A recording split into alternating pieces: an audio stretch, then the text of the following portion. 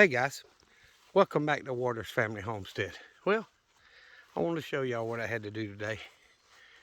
I got up this morning, go to work, and his cable was like barely 5 feet off the ground. It was way down low. My son knew I could drive up under it, so I had to go down. Toward the telephone pole to cut under because it's still high at the end. But I've been thinking all day, how could I fix this? What's happened is all the rain that we've gotten has made my ground a lot softer than normal. And even though there's 4 bags of concrete around this pole, and it held for weeks, you see where it's lifted up. It leaned with him pulling on it the way he does, because the ground has gotten so soft, the ground just gave and let it lean. So I took my machete and cut back a bunch of this privy, which I should do all the way down anyway. But I made me another cable and wrapped it around the top of the pole, way up there, and ran it down diagonal to the base of this tree that he used to be on, and my other dog was on, that he was shaking really, really bad. So I wrapped it around the bottom where it won't give near as much as the top. And I wrapped it nice and snug and put cable ties on there so it can't move. I had my tractor up against it, the bucket, pushing it. Now it's still leaning, but I don't expect it to lean anymore. And if that cable stays that high, we've accomplished something for a change. Because this dog pulls and pulls and bounces and bounces, and this ground has gotten too soft with all this rain we've been having. Matter of fact, we were under a flood watch for today because of all the rain we've got in the last couple of days and yesterday. So hopefully, I wrapped it around the tree 4 times. I wrapped it around the pole up there and, tied it tight, and then took the cable back through the loops that I made when I tied it. It's hard for y'all to see. So that if the loops do give a little bit in that cable tie, all it's going to do is tighten back down on the cable itself. So hopefully I won't have a problem with that. And I ran it down, and as you can see, I wrapped around it 4 times and tightened that cable up with a cable tie. So I'm hoping that's all I've got to do. Maybe I've finally solved this problem. I've said it before, guys, everybody has pets, cats, dogs, whatever. But dogs on my homestead have a job. Their job is to keep people out of the yard. And I had the underground fence with the shock collars. And it works until a dog really wants to cross the line. And I went through all the trouble. I buried almost 2,000 feet of that cable all the way around the front and the side and back down, and went around my building so they couldn't get into where the buildings were, and back over and back up this side. I buried it about 1 inch or 2 deep all the way around. It took a lot. And about 6 months, 4 to 6 months after I got it done, it was working great. Lightning struck the cable that was buried over on the other side of the property, and it plugged in inside the old building here, and it had a surge protector for the wire itself that you bury, and then it had a surge protector for the power to it in there. Both surge protectors exploded, as in I found pieces of it all across the shop. So after putting all that work in and that stuff, lightning strike telling me, okay, God didn't want me to have that, is when I came up with the idea of putting them on a cable way up overhead. I hope with that pole tied at the top and running down to the base of that tree, I'm hoping that solves my cable getting slack issue once and for all. Because I do have the ratchet strap still on that end, and I put a ladder up there and I climb up to it, untie the loose extra of it, and then ratchet it 2 or 3 times. It'll usually pull the little bit of slack that forms in it up. but I'm just about as tight as I can go without having to redo it again. The whole cable tie and all. So I don't want to have to keep fighting with that. I'm hoping this solves that problem. So if any of you have the same idea, you know, anchor it down to something solid from the top to keep it from leaning. I should have did that from the get-go and I'd have probably been fine. But I hope this solves it. And as I was saying, my dogs, my old dog, my pit bull that I had, he was the biggest baby you ever met. Never saw him show aggression toward anybody, but he was big. He was about 110, 115 pounds. Big boy, real huge, wide head. And he had a, you know, like pit bulls do, he had a good bark. So when people came up, they would stop right here at the end of the driveway and he could get to the front of their vehicle. And that's as far as people pulled into my yard. Nobody ever came in the yard that I didn't know and that he didn't know. So for 10 years I had that dog, a little over, and he did his job. He kept people out of the yard. And I had a female pit at one time that I put on that same pole and ran down to one of the trees we cut down back there on a cable. And never had a problem with anybody coming on my property because of them dogs. Even at night, it didn't matter. His big old head and his loud bark, he did his job. He kept people off the homestead. And even though I have alarm system, I actually have two, and cameras, I've got, you know, I'll zoom in right there for those of you that are interested. That camera there can be controlled by your phone as long as you have internet access from anywhere in the world. And I can turn it and aim it in any direction, 360 degrees. I can zoom in with it. My sister lives about 300 yards over there, as I've talked to y'all before. She can stand on her front porch by her front door and hold up any finger she wants to. I can zoom in and tell her which finger she holds up. That's a $600 camera.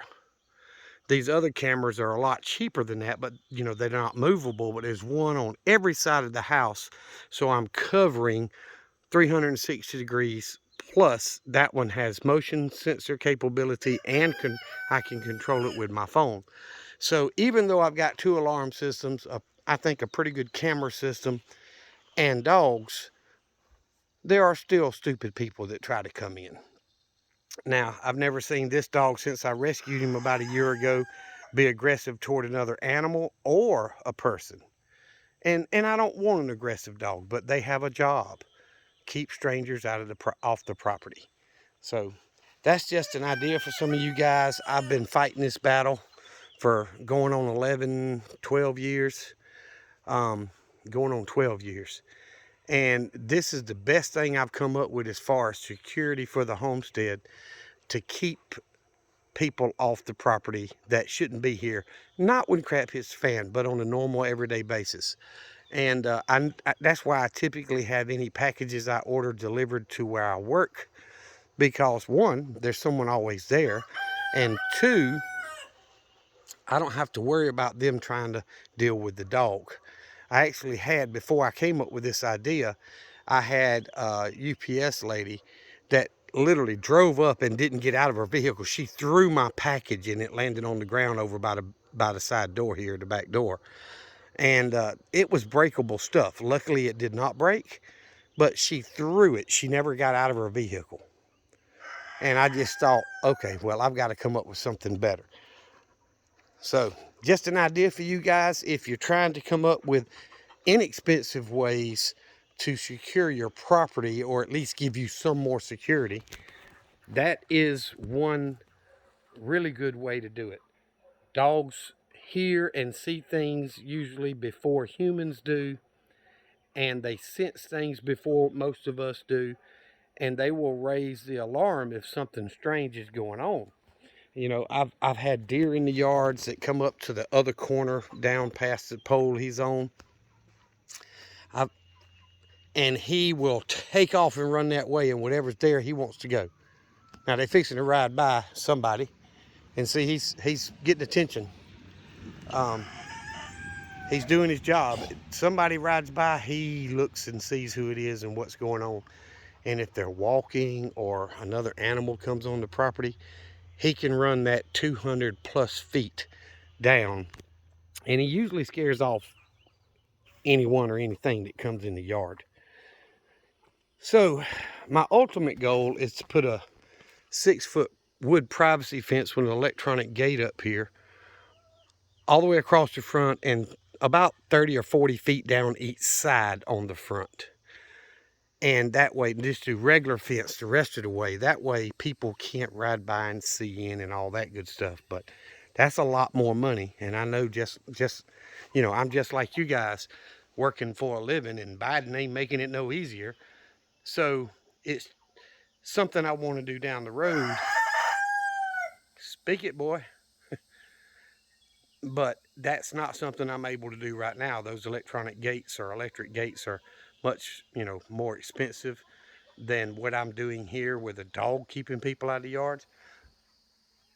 And, you know, they're not hack proof where somebody can't just come through and damage it by opening it up.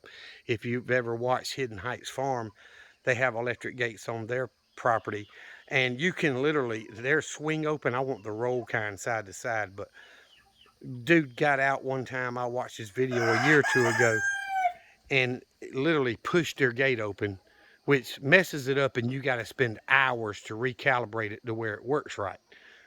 So I want a little bit better security gate than that, but at the same time, it's very expensive.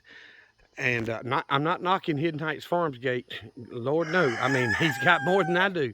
I'm not knocking him. It's just I learned from their video, him and his wife's video, that that's not the style gate that I want. And Arms Family Homestead has gates at the end of his driveway on his property. And he's had people park right there at his gate, hoping to catch them coming in and out so they can see, you know, them. I don't have that kind of problem. I mean, I don't have thousands and thousands or hundreds of thousands of subscribers, so I don't have that issue. But at the same time, if the good Lord blesses me and this channel grows to anything over 5 or 10,000, I'm hoping by that point I'll already have the fence up front. That's gonna make things a lot easier on me, or more secure. I see a rabbit coming out of the woods back there, so they're getting ready to come out. My son-in-law bought me a battery for my mower. Not son-in-law. My son bought me a battery for my mower. I've needed one for a year and a half.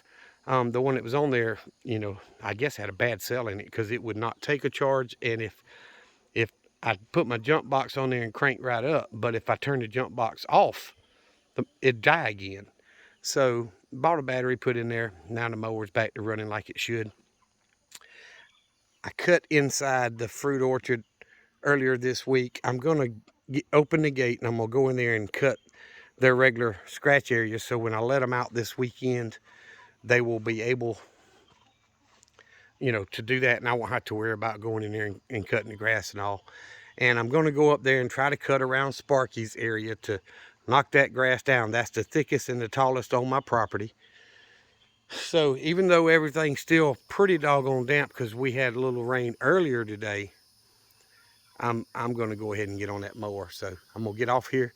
Just thought I'd talk a little bit of security with you guys and show you what I've had to overcome as far as getting that cable done right. And although I thought this idea up completely on my own, I've had other people tell me they've done the same thing. I actually went to a customer's house. Oh, it's probably been 4 or 6 months ago. That had a cable up on his property, and he had several because he had 4 or 5 dogs. And he's got them up on cables running back and forth. So it's not an original idea, but it was original for me when I thought it up. So it works. It keeps a lot of people off your property, especially if you've got a larger dog. It can be a sweet dog all you want to, but they definitely do their job by keeping strangers out. So just a little security ideas. It may help somebody, and I hope it does. If I can help anybody else in any other things y'all want to discuss or talk about, I will try to do what I can to share knowledge and to gain knowledge. So I thank y'all for watching the videos. I appreciate it. Hit the like button if you like the content I produce, please. And if you're not subscribed, please subscribe to the channel. It helps me so very much. And thank y'all very much. Remember what I always tell you. Jesus loves you, and so do I. Y'all be safe and be prepared.